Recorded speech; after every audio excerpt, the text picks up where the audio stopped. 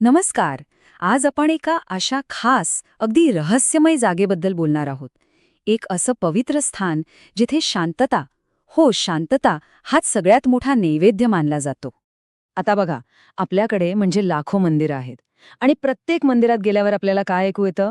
घंटानाद, आरत्या, मंत्रोच्चार, बरोबर? मग अशा देशात एक असं मंदिर का असावं जिथे आवाज करायलाच मनाईये? जिथे निःशब्द राहणं हेच बंधनकारक आहे? कमाल आहे ना? चला तर या प्रश्नाचं उत्तर शोधूया. ही गोष्ट आहे आपल्या महाराष्ट्रातल्याच एका दुर्गम, डोंगराळ भागातल्या प्राचीन मंदिराची. आणि इथे ना पूजेचा एक अगदी मूलभूत नियम तो मोडला जातो, किंवा असं म्हणूया की तो एका खूप वेगळ्या पद्धतीने पाळला जातो.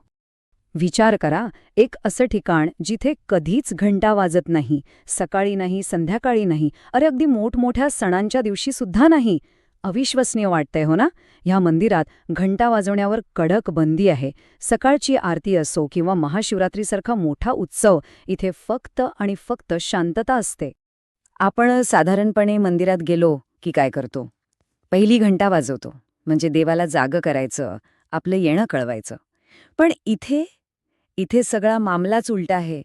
इथली श्रद्धा अशी आहे की देव जागेच आहेत, पण ते गहन ध्यानात, म्हणजे खोल मेडिटेशनमध्ये आहेत. आणि म्हणूनच आपण शांत राहून त्यांच्या ध्यानात व्यत्यय न आणणं, हीच सगळ्यात मोठी पूजा, सगळ्यात मोठी प्रार्थना मानली जाते. आणि याच कारणामुळे इथल्या महादेवांना एक खूप खास नाव मिळालंय, निःशब्द महादेव, म्हणजे शांत देव. बघा, नावातच या जागेचं सगळं रहस्य दडलंय. पण मग प्रश्न येतो की ही अशी विचित्र परंपरा सुरू कशी झाली? यामागे नक्की काय कारण असेल? तर याची मुळं आहेत एका दंतकथेमध्ये, जी आपल्याला सांगते की खुद्द महादेवानेच शांत राहण्याचा निर्णय का घेतला. म्हणजे बघा, असं म्हणतात की खूप वर्षांपूर्वी इथे येणारे लोक फक्त मागण्या घेऊन यायचे. त्यांच्या प्रार्थनांमध्ये भक्ती कमी आणि मला हे हवं ते हवं असा गोंगाटच जास्त असायचा. श्रद्धेपेक्षा अपेक्षांचा आवाज मोठा झाला होता. आणि या सततच्या गोंगाटाला कंटाळून असं म्हणतात की महादेवाने स्वतःच एक मौन व्रत धारण केलं. त्याने ठरवलं की आता शब्दांनी नाही तर फक्त भावनांनी संवाद साधायचा. आणि त्यांच्या या एका निर्णयाने ह्या जागेचा नियम तो कायमचा बदलून गेला. आता ऐका, ही तर झाली मूळ कथा. पण या शांततेच्या नियमामागे अजून एक नाट्यमय गोष्ट आहे, ज्यामुळे हा नियम आणखी पक्का झाला. ही गोष्ट म्हणजे एक प्रकारची ताकीदच आहे. झालं असं की एकदा एक मोठा योद्धा एक मोठं युद्ध जिंकून मंदिरात आला. तो इतका आनंदात होता की त्याने आपला विजय साजरा करण्यासाठी मंदिराची घंटा अक्षरशः दणाणून सोडली. पण त्याच रात्री त्या पूर्ण परिसरावर एक भयंकर वादळ घुंगावू लागलं. आणि दुसऱ्याच दिवशी तो बलदंड योद्धा अचानक कोसळला आणि मरण पावला. आणि सगळ्यात आश्चर्याची गोष्ट काय होती माहितीये? त्याच्या शरीरावर एकही जखम नव्हती.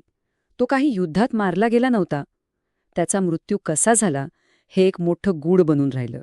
मग तिथले जाणकार लोक सांगतात की त्याचा मृत्यू शारीरिक कारणाने झालाच नाही, तो आध्यात्मिक होता. असं म्हणतात की त्या शांत जागेत आवाज केल्यामुळे जी एक प्रचंड ऊर्जा निर्माण झाली, त्या चेतनेचा भार तो योद्धा पेलू शकला नाही. ही झाली दंतकथा. पण आता आपण वर्तमानात येऊया. आजही तिथे भक्त जातात, मग त्यांना काय अनुभव येतो आणि त्या घटनेनंतर ऋषीमुनींनी नेमके काय नियम घालून दिले? तर त्या योद्ध्याच्या मृत्यूनंतर ऋषीमुनींनी काही कडक नियमच बनवले. त्यांनी सांगितलं, आजपासून इथे शंख वाजणार नाही, घंटा वाजणार नाही, मोठ्यानं जप जाप्य मंत्रोच्चार काहीही होणार नाही. इथे फक्त एकच गोष्ट होईल, अंतर्मुख होऊन ध्यान. आणि कमाल म्हणजे तो नियम आजही तंतोतंत पाळला जातो.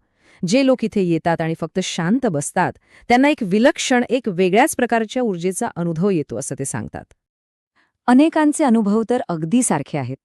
ते म्हणतात की इथे बसल्यावर आपोआप छातीवर थोडं वजन आल्यासारखं वाटतं, मन एकदम शांत होऊन जातं आणि काहीही प्रयत्न न करता डोळे आपोआप मिटतात, जणू काही आपण ध्यानातच गेलो आहोत. आणि या सगळ्या अनुभवामागे एकच श्रद्धा आहे, एकच विश्वास आहे, तो म्हणजे यहाँ शिव सुनते नहीं महसूस करते हैं. म्हणजे इथे शिव तुमच्या मागण्या ऐकत नाहीत, ते तुमच्या भावना थेट अनुभवतात. आणि हाच या जागेचा खरा महिमा आहे. बरं, ही गोष्ट फक्त एका मंदिरापुरती किंवा एका दंतकथेपुरती मर्यादित नाहीये. खरं तर यामागे एक खूप मोठं वैश्विक असं आध्यात्मिक तत्वज्ञान आहे. म्हणजे ही परंपरा काही अंधश्रद्धा नाही. याला आपल्या धर्मग्रंथांमध्ये, आपल्या तत्वज्ञानामध्ये आधार आहे. आणि हे मंदिर, हे त्या तत्वज्ञानाचं एक जिवंत चालतं बोलतं उदाहरणच आहे. तुम्ही बघा, शिवपुराण, लिंगपुराण यांसारख्या मोठ्या ग्रंथांमध्ये काय सांगितले की खरा भक्त तोच जो देवाला शब्दांपलीकडे जाऊन शोधतो, त्याला अनुभवतो. आणि ही जी शांत उपासना आहे ना, ती याच शिकवणीचा एक भाग आहे. याचा अर्थ काय की इथली शांतता देव झोपलाय म्हणून नाहीये, तर ती आपल्यासाठी आहे, जेणेकरून आपण म्हणजे भक्त स्वतःला अधिक चांगल्या प्रकारे ओळखू शकू, स्वतःच्या आत डोकावू शकू. म्हणजे ही शांतता देवासाठी नाही, ती भक्तासाठी आहे. आणि मग हा विचार आपल्याला एका खूप मोठ्या प्रश्नासमोर आणून ठेवतो की कदाचित आपल्या मनात, आपल्या डोक्यात जो सतत गुंगाट सुरू असतो, तो थांबल्यावरच आपल्याला दैवी शक्तीचा, ईश्वराचा खरा आवाज ऐकू येत असेल का? आणि ह्याच संपूर्ण विचारांचं सार कदाचित एका वाक्यात दडलेलं आहे. याचा अर्थ खूप सोपा आहे.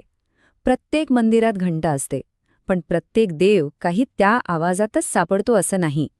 भक्तीचे मार्ग वेगवेगळे असू शकतात. कुठेतरी आवाज महत्वाचा असतो, तर कुठेतरी निःशब्दता.